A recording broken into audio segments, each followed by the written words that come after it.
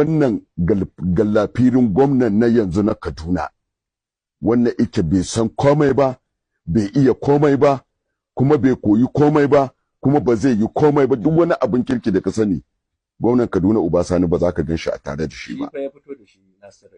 To ai da ya fito da shi sai ya zama cinnaka shi kuma bai san na gida ba. Mai gidan nasa sai gashi ina haƙa masa ramin shari. Shekara ɗaya da mulki, wai shi dole ina so sai ya zama watan hero irin wa inda Malam Nasiru ya zama. Ba tausayinsu ɗaya ba, ba gogewarsu a siyasa ɗaya ba, sannan kuma ba son jama'arsu ɗaya ba, ba kishin al'ummarsu ɗaya ba, kishin jiharsu ɗaya ba.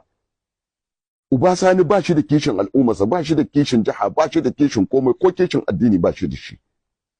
To don haka kaga ka zo ka ce za ka haɗa Malam Nasiru da sauran gwamnoni, ina da wahalar gaske. Shi yasa yanzu misali da yake